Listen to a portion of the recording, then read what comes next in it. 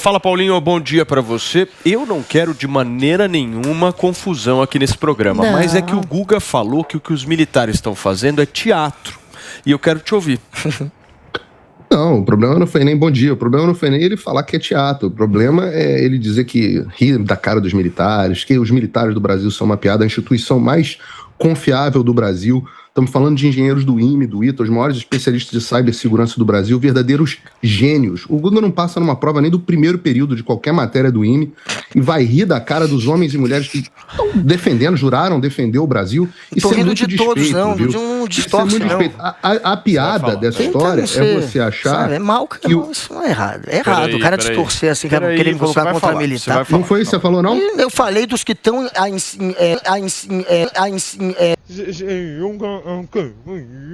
nesse processo da comissão de transparência.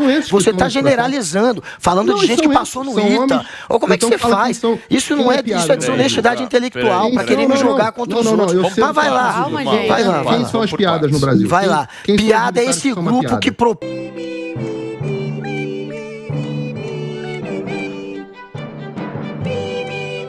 Botou o galho dentro. Vocês estão desestabilizando o clima, chamou os militares. Chamou os militares de palhaço, chamou os militares que participam desse processo, que são justamente, participam deste processo, para não haver nenhuma dúvida de que eu não deturpei nada do que ele disse, que participam desse processo, engenheiros do IME e do ITA, os maiores especialistas de cibersegurança do Brasil. Essas pessoas são as pessoas mais preparadas que nós temos nesse assunto. Dão de 1000 em qualquer técnicozinho do TSE, que não arrumaria, em geral, não arrumaria um emprego em nenhuma grande empresa de tecnologia. De onde as grandes empresas de tecnologia vão buscar profissionais quando elas precisam? Justamente dessas faculdades e dos militares, que são geridas pelos militares, que são as melhores faculdades dessa área no Brasil. Mas nem de longe, olha só, o pedido, claro que deve ser feito o mais próximo possível da eleição. Só um louco acha que você pode inspecionar um código-fonte muito tempo antes do processo eleitoral. O pedido já foi feito há 2 meses e por isso vem com um pedido de urgentíssimo, porque estamos nos aproximando da eleição. Então, absolutamente normal. E é normal que o TSE permita o acesso ao código-fonte. Agora, nem de longe, o teatro, já que vamos falar de teatro, o teatro aqui é o do TSE. Porque nem de longe a maior preocupação das pessoas, de milhões de pessoas, está justamente nessa fase do processo. Está depois que as urnas deixam, que podem ter esse código-fonte adulterado, está depois que as urnas chegam e que podem sim ter sistemas de malware instalados dentro da urna, e principalmente, é claro, no momento da totalização dos votos, no escurinho daquela sala secreta, no momento onde ficam só um punhadinho de pessoas e o supercomputador, no momento, sabe aquele momento onde tudo é bit é byte e ninguém é de ninguém? Aí chamam para inspecionar o processo. Não, vamos chamar observadores internacionais. Observadores internacionais. Sabe quem foi observador internacional da eleição americana e disse que estava tudo bem? O Barroso.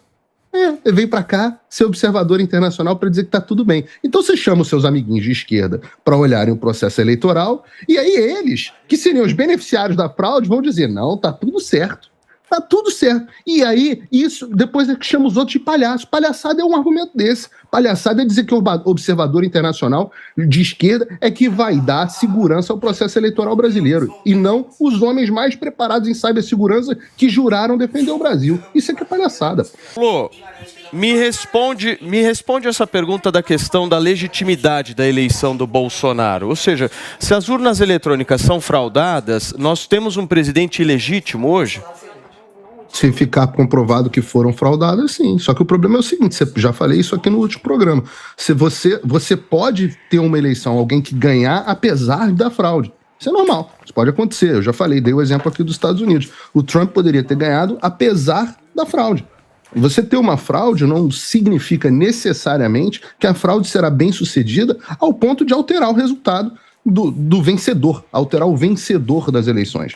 Então, a sua pergunta é, será que o Bolsonaro é ilegítimo? Ora, ele ganhou as últimas eleições, não há dúvida nenhuma sobre esse aspecto. A dúvida Mas como não tem dúvida, Paulinho? Se a urna é fraudada, como é que não tem dúvida que o Bolsonaro ganhou em 2018? Se a gente está partindo do pressuposto de que a urna é fraudada... Quem fraudou em favor do Bolsonaro? Então vamos lá, quem teria fraudado em Não, eu estou partindo do pressuposto da lógica de que a urna é fraudada. Se a urna é fraudada, qualquer resultado eleitoral... Sim, perfeitamente. A urna é fraudável.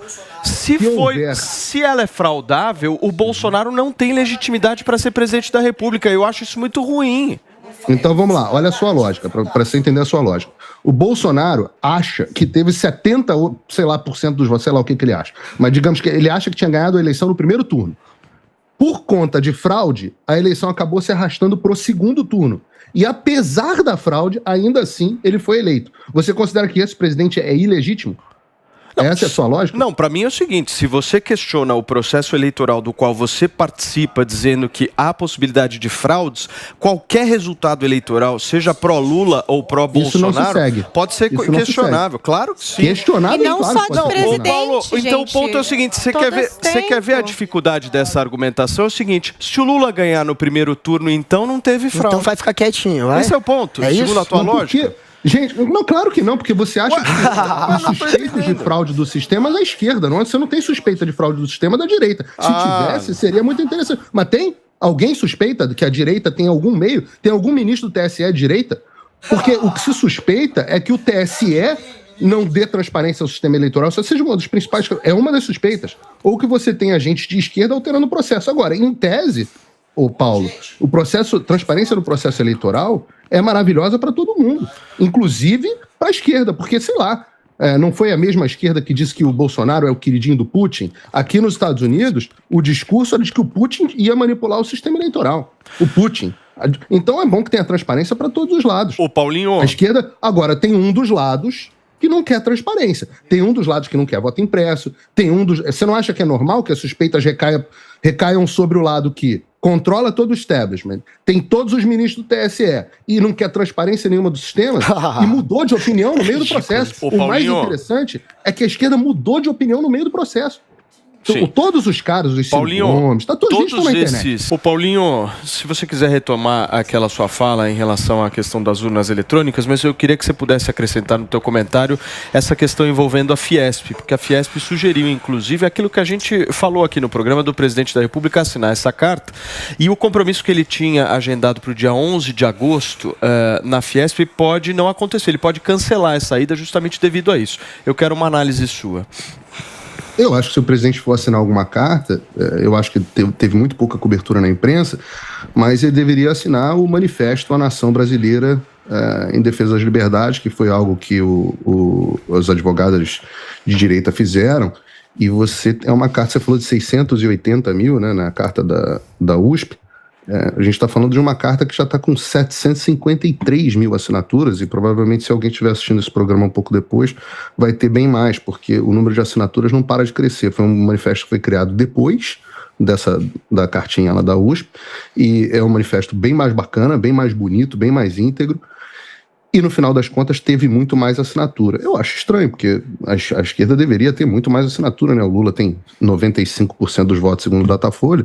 Então, natural que os eleitores pró-Lula, que são os que assinam essa cartinha, tivessem um manifesto maior. Mas, na verdade, esse manifesto já está com muito mais. Eu estranho, sempre estranho, o fato de que o manifesto da USP teve uma cobertura ampla dentro da imprensa, e esse eu praticamente não vi em lugar nenhum, apesar de ter muito mais assinaturas. Eu sempre estranho isso, né? Sabe que você que está em casa não estranha?